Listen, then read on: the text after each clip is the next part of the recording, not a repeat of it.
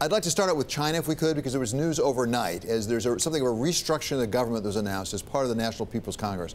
And I'm curious about how that might or might not affect investment in China. Let me start with one of the big changes, which was consolidation of regulation of banks with insurance companies. Where does that indicate that China is going with respect to those industries, maybe opening up the markets and possible investment into China in financial institutions? Well, I think they realize two things. One, the Alibabas of this world, the Tencents of this world, are beginning to take over the banking functions, payless kind of functions that we see now. You don't need a credit card now. You don't need cash in China. So that's one factor. The other factor is that they realize that some of these institutions went far beyond where they should have gone in terms of lending, in terms of financing, and they have to bring it together again.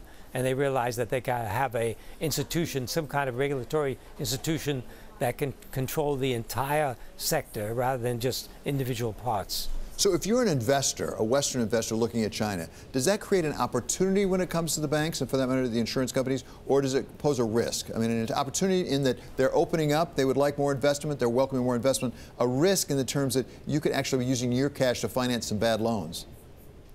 I think it is an opportunity because the fact that the government is now beginning to look more closely at the industry and beginning to look at the bad loan situation is good for the industry generally. However, in view of what's happening in the internet space with, the gradual elimination of credit cards and other payment means, then the banks really have to step up to the plate and begin to change the way they operate.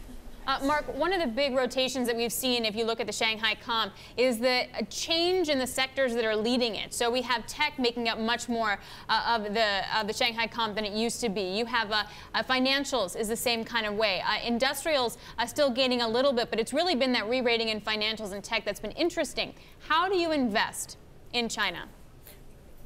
Now what we're doing is looking at the traditional industries and asking, are these industries beginning to adopt the internet strategy and the type of tech orientation which is so essential to operating anywhere in the world?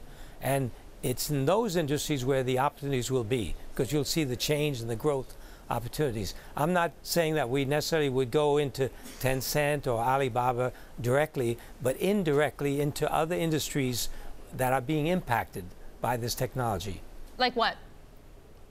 Well, for example, let's take education. The whole area of education is changing so rapidly in terms of introduction of wireless communication, in terms of the internet, et cetera, et cetera. So that would be a great opportunity. And another area is medicine. The whole medical area is undergoing a big change as a result of what's happening in the tech space.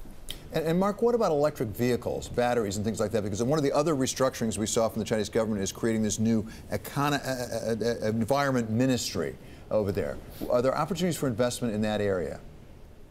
Of course, there's going to be a lot of growth in the battery-operated automobiles, but we must remember that in terms of the actual production of automobiles in China today, most of it is gasoline-powered engines, and it's going to take time for that transition to take place. So you've got to be careful. You can't go in too early, otherwise you could get burned. There'd be too much in one area if everybody rushes into this battery-operated vehicles. You've got to be careful.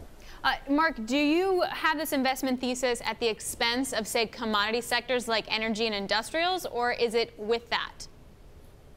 No, at this stage, interesting you mentioned that, because I believe commodities is where you've got to look, because commodities are recovering.